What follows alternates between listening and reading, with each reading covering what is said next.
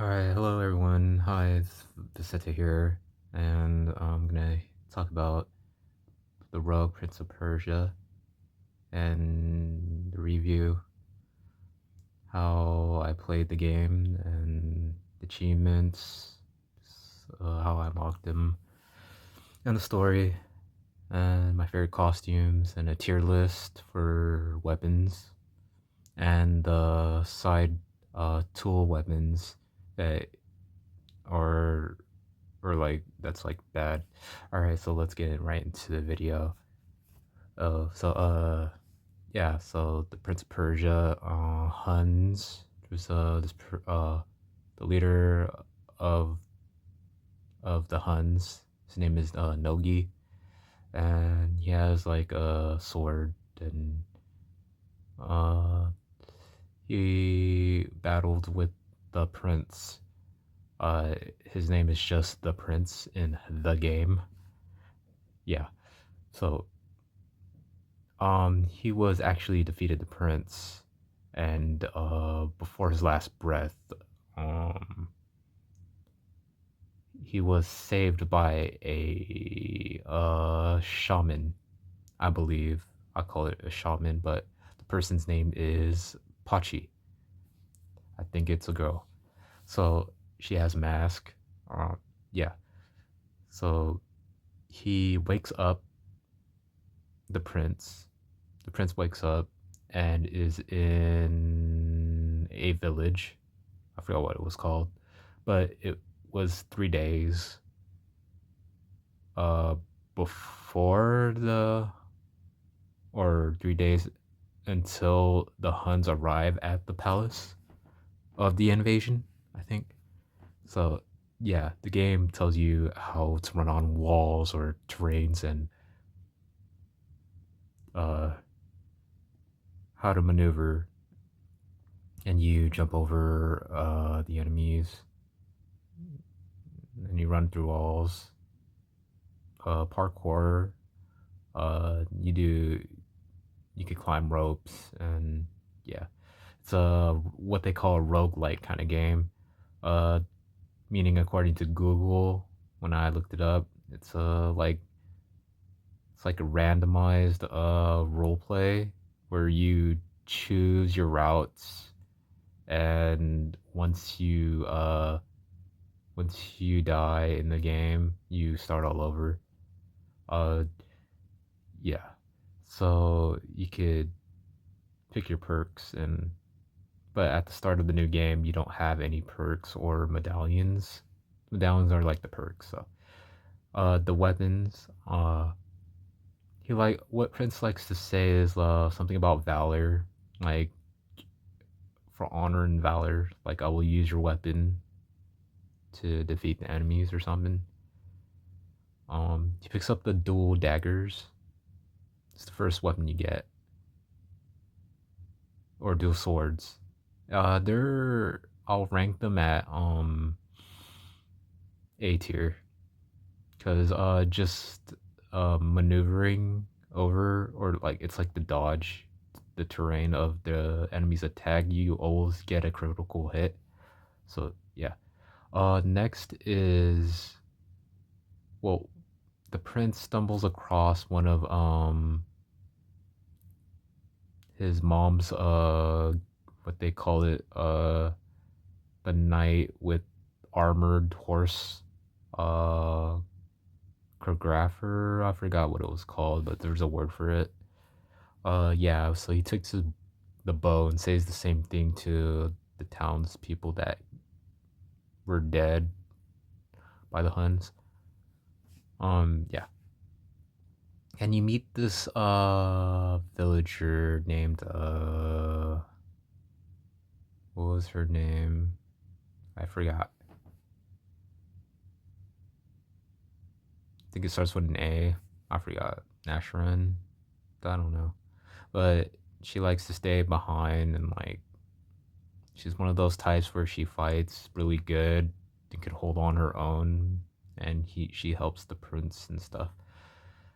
Well, you're gonna have a lot of multiple runs, to like find the clues until you get to a certain part in the game, but what requires you to probably die or yeah, it's really challenging. But yeah, start over and you take a different route. That's how the story works at the start. Uh, yeah, so you fight that you go to like an aqueduct, and I'm not sure what the story is behind that place, but it's ransacked by the Huns as well. Uh, I noticed at the start you only get one place to go, and yeah, one place to go. Uh, and then you come across Barood, and she's like this red I don't know, like this beast. Uh, sh- she she like has a corrupted shaman magic. Like the Huns are corrupted by magic. It's called shaman, uh, shamanic magic or something. Yeah. So, uh, hmm. Yeah, this she likes to jump attack and then smash the ground, and then you have to use your kick attack, kick the boulder so you can stun them. It takes away their shield. Yeah. Uh, yeah. Like that boss was like really easy. I know it's hard from the first try. Like I died like a lot and a lot. Uh, yeah. So you can unlock costumes by getting collecting what you gonna call it. What is it? Soul cinders. Yeah, soul cinders. They're these purple orbs thing. Yeah. Collecting them will just get you cosmetic items, and it will help you unlock weapons and medallions, which are the perks in the game, and tools, which is your secondary weapon. So yeah, you get to the Tower of Oblivion, which is older than the Persian Empire. Uh, yeah, that place is very tough. There's a lot of traps. Uh, yeah, it's worth not trying to get into enemy fights if you really have good weapons. But yeah, at the first playthrough, I just noticed how limited your health is during each biome. It's called a biome is like a level, but at the start of every biome or boss fight, you get a fountain where you could replenish your health. Quick tip: if you just have enough health, like it's halfway, use your I'm gonna call it a flask or your potion. Yeah, use your potion and then drink the fountain water because you're gonna have full health if you do that. If you have one to spare, if that makes sense. Like, yeah, if you have one, I recommend if you have that perk that if you already just used one, it's not worth using another one to get full health. If you know what I mean, it's hard to explain. Um, yeah. So, it's essentially a prison, the Tower of Oblivion. Yeah, and apparently, his brother Shaheen he's trying to save Shaheen at the start. It's his brother. I don't know who's older or younger. Yeah. Essentially, the prince has this thing called the bola. It's like a necklace. I googled what a bola is. It's actually a necklace. It's like a string necklace thing. So yeah, but but from what I see, it's like a bell from in games like this tiny bell or whatever it is, jewelry. But yeah. Um so we're at the Ruin Aqueduct. Oh no, we're at Tower Oblivion. What is Tower Oblivion? Next is the flooded gardens.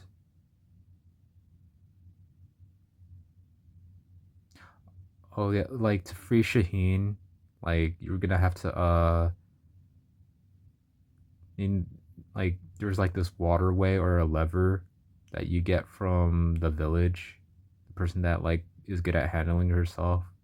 Uh, yeah, and then you go to the ruined aqueduct, and there's like this part where you put the lever and then have the water flow to open up the gate to free Shaheen from his cell. Yeah, and there's this other path. I don't know when it's unlocked, but it's like the Huns camp, and you meet this person named I'm gonna call him Neymar, or what is his name? I'm just gonna call him that. Uh, he's an archivist. He gives you a quest to like do something. I forgot what it was called. To bring it back to him, but for whatever reason, he could escape on his own, but he was just testing you. But yeah, he you you meet him at the Oasis. Is like the safe haven, where you could get your items using soul cylinders or your cosmetics, weapons, and yeah. So once you free Shahin, um, he noticed that like there are different dialogues. Because his bola, how much his rashness, the prince, how he likes to escape the palace and go wherever he want. He doesn't fear death because he will always wake up from his last part of he slept, because that's how the power works or something. But everything else, the events work outside his ability of the bola. I'm not sure how that makes sense, but yeah, his bola. He had some of resentment noticing the prince's power. Yeah, but you came into terms to get along. Um, you meet this blacksmith named, what's his name? Um, Shemek. I don't know. I suck at names, but yeah. Just he's just your crafting new weapons. Uh, let's get to the flooded gardens. It's like they have like like this stream of like the rope. It goes up once you touch it, so you gotta be careful and like jump off like at a certain time to get to the next rope. That makes sense because at the top there's like spikes and you could hurt yourself. Mm, yeah,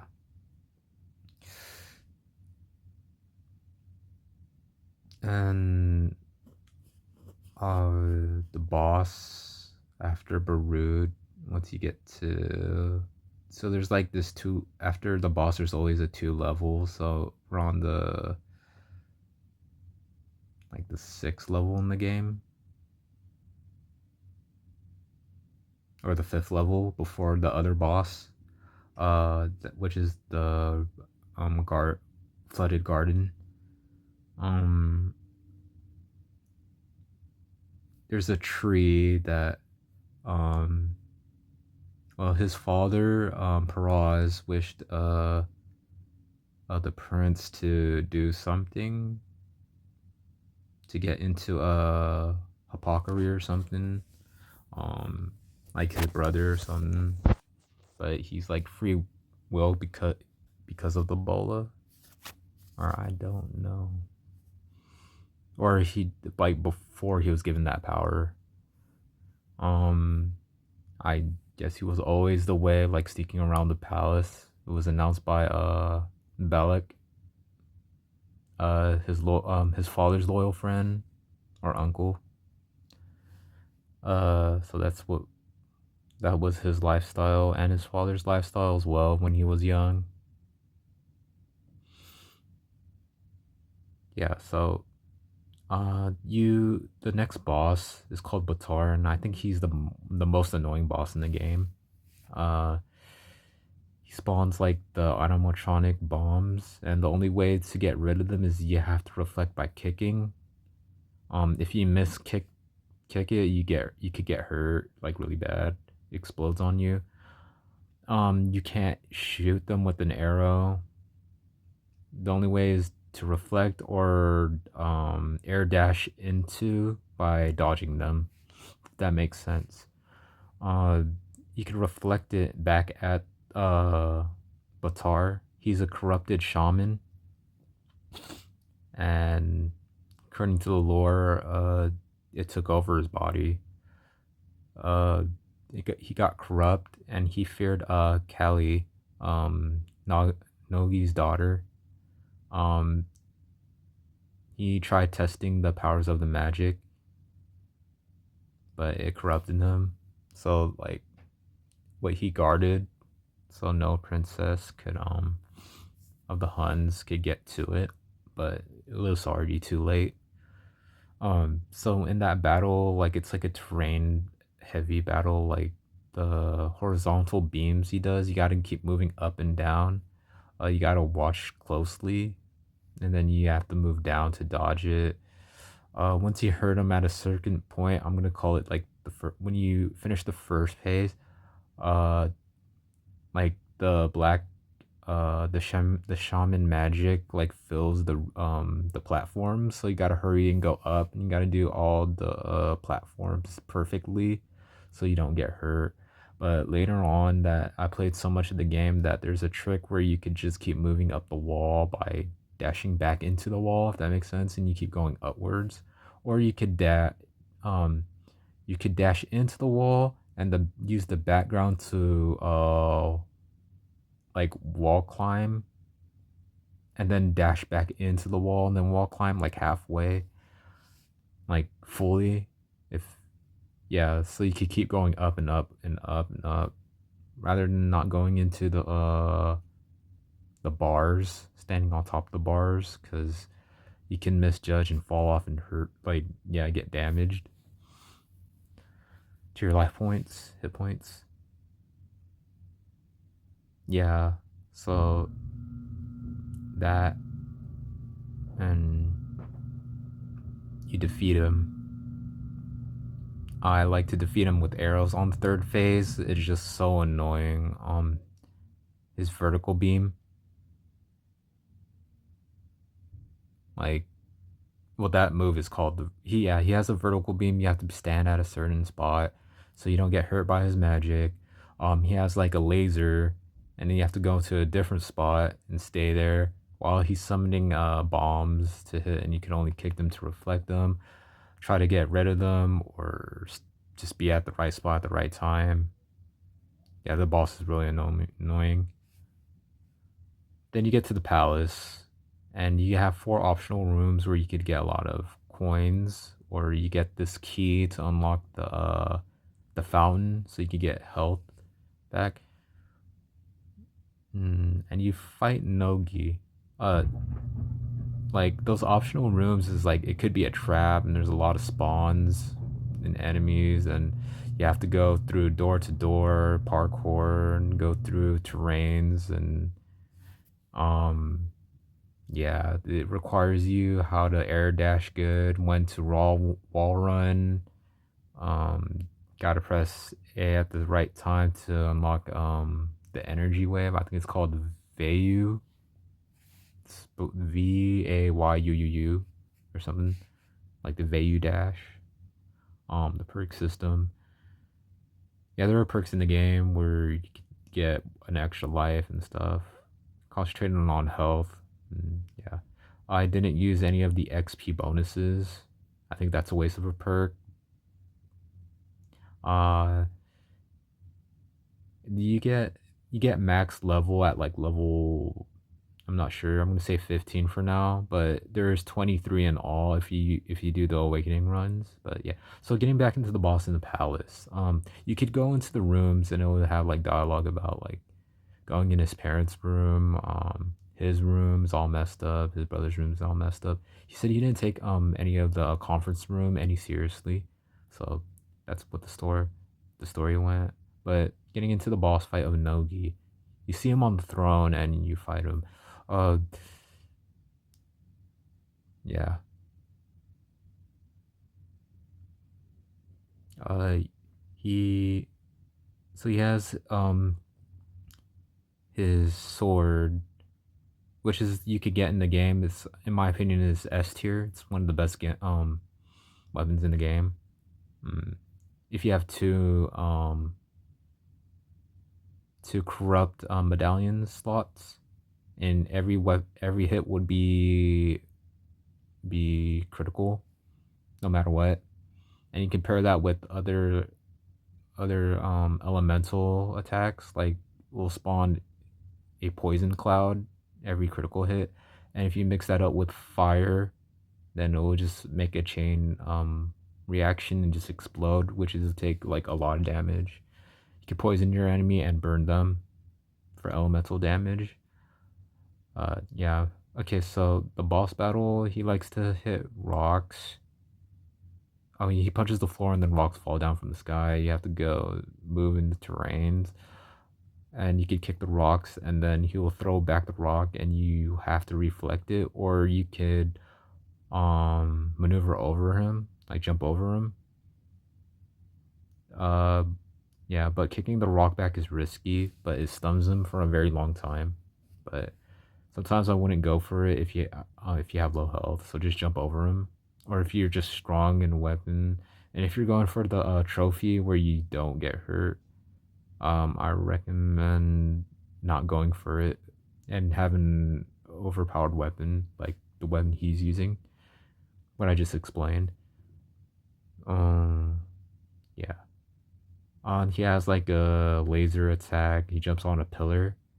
And it goes from horizontal, and then he points it downward to vertically, but just be behind him where the pillar he's just hanging on is. You'll be safe. It's easy to dodge. And then he slams on the floor. Just run up by the pillar where he just came from when he came off of him, so you can dodge that attack and then just keep hitting him. Yeah, and then once that's over, he gets fully corrupted and turns into a giant. You could use the key from the optional rooms to replenish your health if you get to before you get to that second boss fight. Um, so essentially, he turns big, um, and you could beat him. He summons like these terrains where you just go up and you could either hurt his hands or his head. Uh, it's easy. I think his final form is easier than his first form. Sometimes. Uh, yeah, it's just easy to just keep dodging around, just keep hitting his hand. You just have to get used to his fist slamming the ground, and it spawns like hands that hurt you, but you just have to jump over them, and it gets really easy.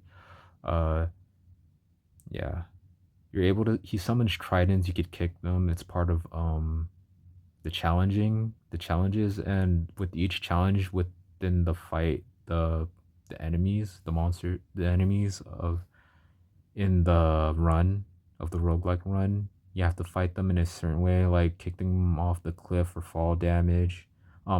Yeah, the dive damage, such as reflecting aerials with your kick. I didn't know that you could do that with my in the playthrough, but yeah, for like another like I'm gonna say like another uh like 50 hours in the game of gameplay. Yeah, mm, so you get clues, and his dad wrote a love poem for her, You find that in the not Tower of Oblivion, Temple of Altar or something. A temple. That temple is filled with booby traps and stuff, and then can't if you run on the floor, there's spikes pop up. There's chainsaws or like a saw disc. Yeah, you gotta learn how to maneuver around this game, like when to run on the walls. Um, yeah, that place. You can unlock the gold mines. You find his mom in trapped in the gold mines, and that's where she was gonna attack Callie, but was stuck in the crossfire. Um, yeah, so there's like this fire called the Eternal Fire or something. It's known as Zoroastrian. It's a religion back then about fire. Um, so next is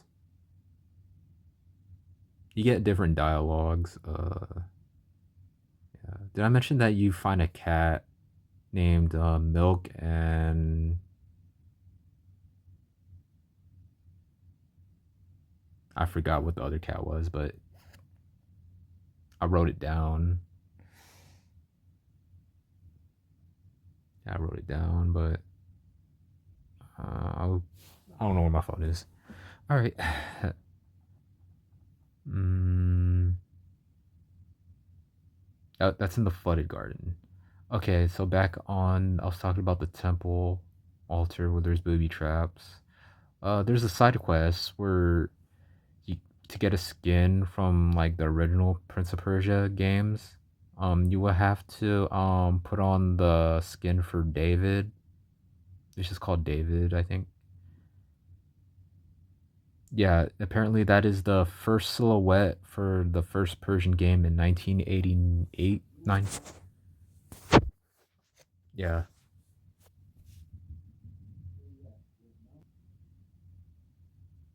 So you defeat Nogi, the corrupt or something. Yeah, that's the final boss's name. Inside the bowl there's a spirit called Lamo. Lamo is the name of Nagi's father. I mean, not Nagi's. Pachi's father. A spirit or something, somewhat. Um, she's like your guide about spirits, but her first time with a spirit was like a lily in a waterway getting separated from other lilies, and the spirit from that lily told her to push the lily back with the other group to go back or something like that. So yeah, okay. I'm gonna the sword tier list. Okay, so I'm gonna start with let's go with the original sword. The dagger, twin dagger. I was gonna go in A tier.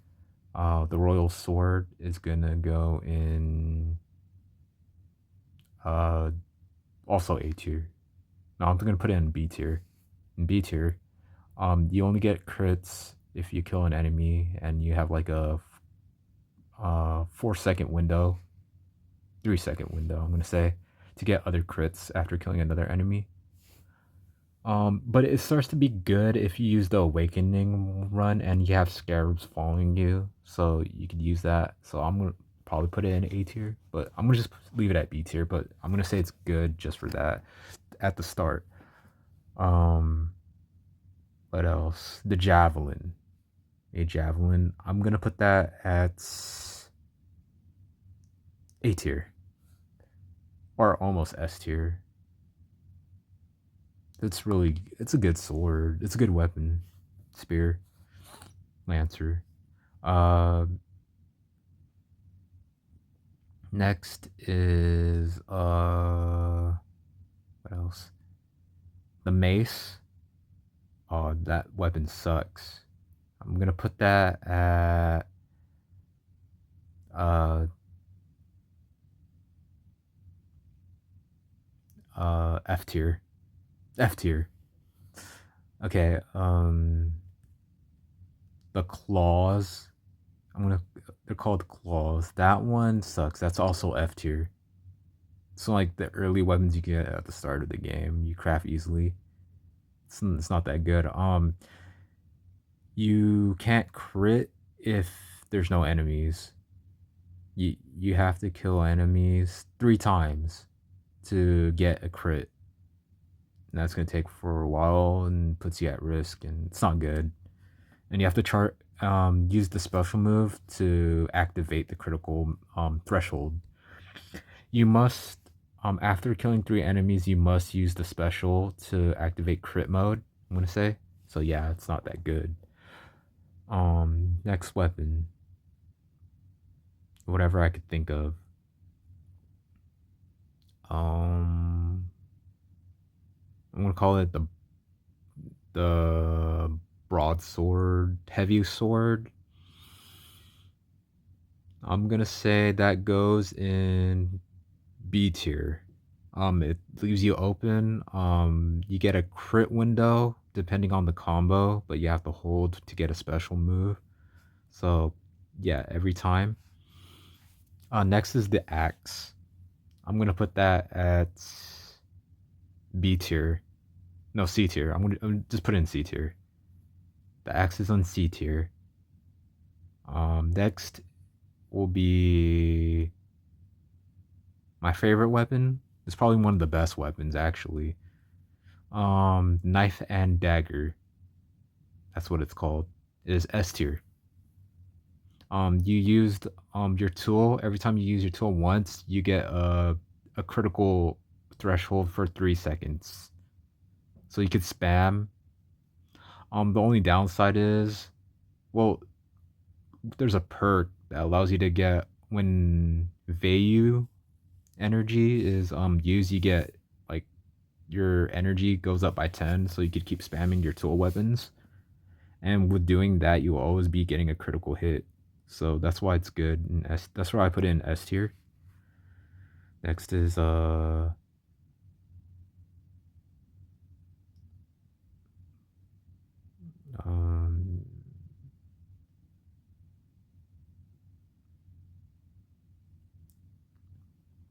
uh magic horns. It's Batar's weapon.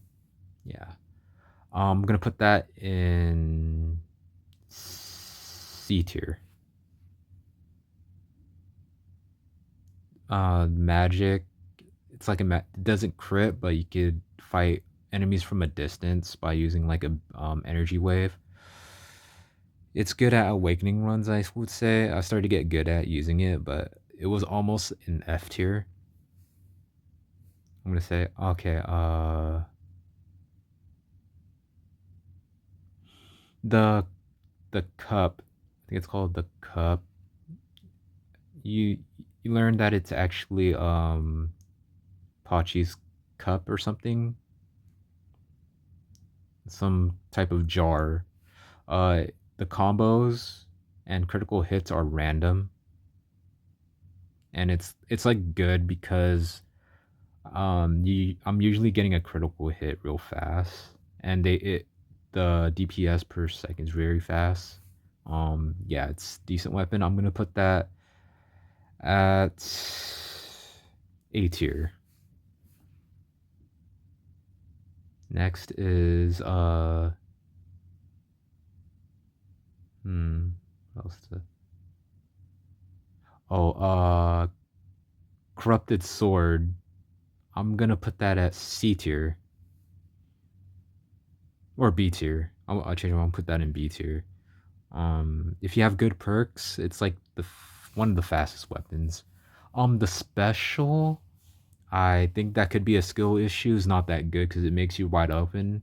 It turns into a heavy weapon and it has a 3-hit combo and it just leaves you stationary. So it's kinda useless. Well, it could be good if you're fighting a weapon. I mean, an enemy with uh an enemy with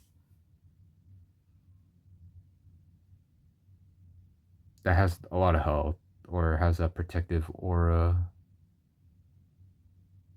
Yeah, that you could hurt by kicking a rock at it or shooting your tool at it. Yeah. There's an axe. a dual edge axe that that hits hard, and it only crits on enemies that have armor or the protective aura up. So it's good for bosses, and if you have low energy and tools that you can't break the defense of the enemies, I think it's good. I'm gonna put that at C tier. Um, Next is corrupted axe. Ooh, I'm gonna put that at C tier. You can only crit if your energy is low, which is most of the time it's gonna be high. Yeah, and there's sometimes a perk that allows it to be low at all the time, so you could crit all the time, but that's where it gets to it could be S tier, but most of the time in runs, depending on your playstyle or the yeah your build, it's gonna be C tier most of the time. Next is poison claws. I'm gonna put that at B tier. It could be A tier.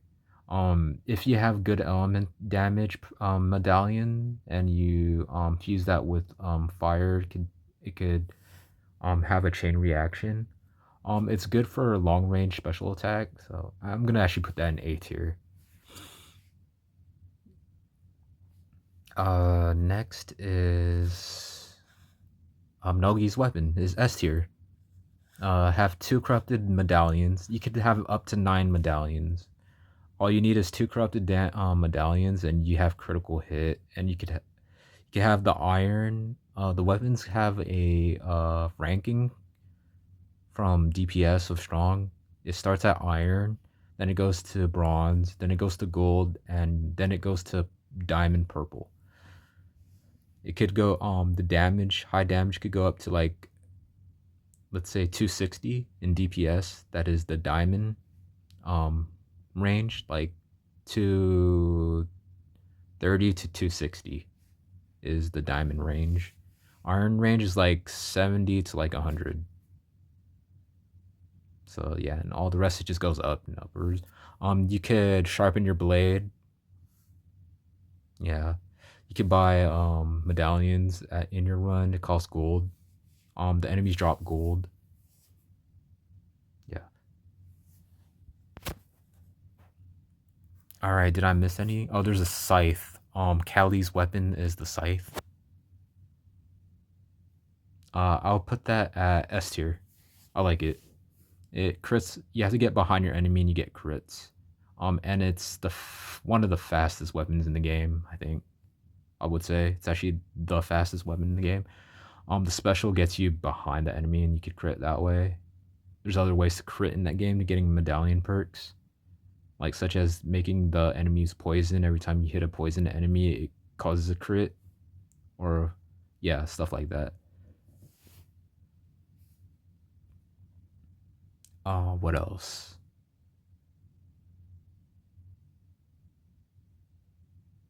Did I say all of them already?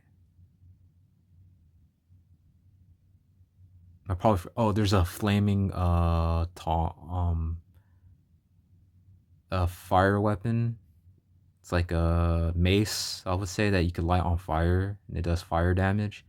I would put that at A tier. It's fast. Pair it up. Yeah, got to go for an elemental build if you're using that weapon. Which is element damage in this game when it has a chain reaction with poison and fire or slow. You could raisin. I think it's called raisin. Make the when every time you dash and all that stuff, it becomes very deadly. So yeah, elemental damage is very broken in the game. Yeah. Next, what else? Went through all the corrupted weapons, I think.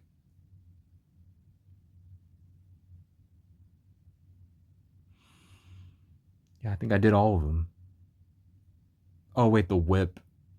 I think is the last weapon. The whip. Um, I'm gonna put the. So every time you attack, it makes the enemies marked, and you could hold the special attack at a distance, and you could kill them from a distance. It's like a distance attacking weapon. It's good. To get away from enemies if you're like in low health. So I'm gonna put that at B tier. Just put it at B tier. It could save your life. Yeah. So that I think that's the last weapon. Going into tools, I'm just gonna talk about. You can have a bow. You could have a ramming attack. You can have. But I'm just gonna talk about the one that is so bad is the bell, where it could replenish your health, and it teleports you back to a spot where you last came, like from the platform, dashing, like let's say like 3 paces away from where you were in the platform. It just tells you back, teleports you back, and it replenishes the half of the health you missed last during that hit. So you have to use it right away, or you don't get health back. So I'm gonna say that tool is the worst tool in the game, and it goes into the banned. I'm gonna say banned tier list. Like it's bad. It's just the worst weapon. It's like there's nothing good for it. It's like one of the last weapons you unlock. Okay, the awakening. I unlocked all the awakening. I'm gonna say the most annoying one is the bomb one, where they spawn random bombs if you kill an enemy. It throws me off guard. I hate that one. It's the only one. Yeah, I unlocked all of them. It's really a tough run and stuff. And I'm gonna say a quote from the prince that, like, he said, time is goes in one direction, but for him, it's a whirlpool, and he finds what's at the bottom of the whirlpool or something. Yeah, that's his quote. You get this armor to counter the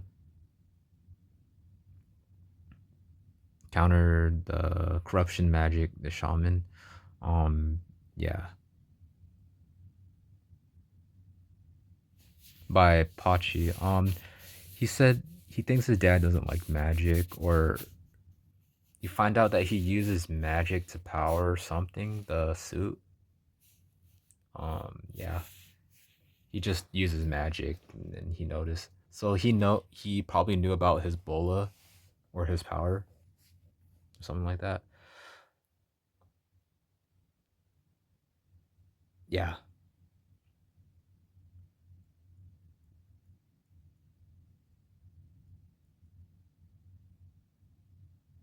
he, yeah. So, my theory about Pachi. Um, so you could get her costume, and it says the exile. So why was Pachi exiled? Was the question. Um, the pot weapon is Pachi's actually, and there's a blood stain. So whose blood was it? How did blood get in there? What was Pachi doing? Uh, you know, but and what I don't understand is Nogi also has Ebola, but he gave his up to the prince at the end. So I don't understand the ending. Well, he to combat the corrupted magic, you needed help. Oh, and two bosses I didn't talk about was Alton and Kali. Atslin was like this tentacle person. He's greed. Most of the Huns don't like him, according to the Book of Heads by Neymar. Uh, all he cares is about greed, and he's really good at tactics, but people don't like him for his greed of money and gold, and he just baths in the bath place. called the Sun Bath House or what. He's at the bathhouse. The boss was annoying, but he's like one of the easiest bosses once you get to know him, how to beat him. Next is Callie. This boss could be annoying, like teleports everywhere, and you have to have like your broken build to do a lot of damage.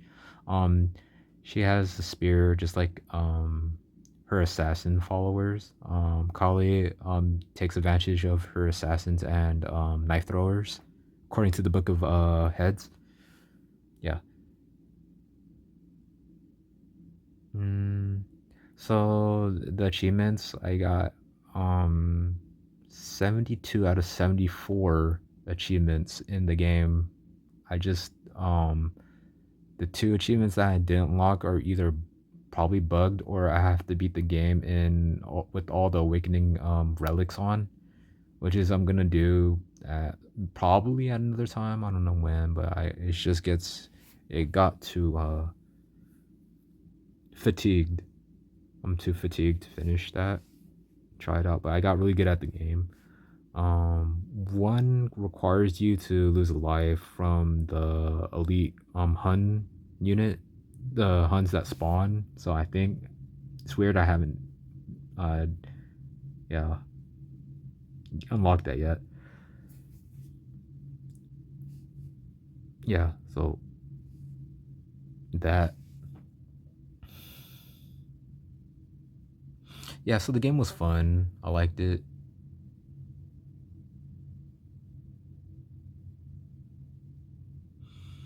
And we noticed in the lore, his dad was you find him in a secret room, the lenses, you go to a secret room in the palace and you get dialogue. His wife is very loyal. Her wife's name is Ferial. Yeah. So he's very devoted. Um so yeah. You get the lens from the ship in the harbor or whatever place. I didn't really talk about.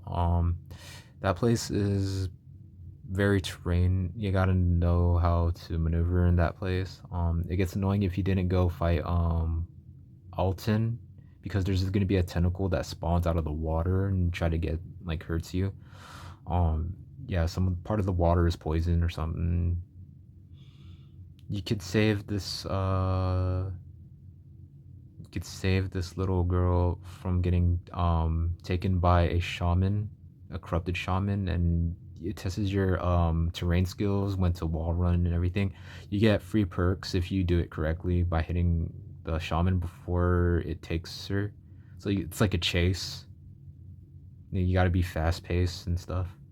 Rhyming accidentally. So yeah.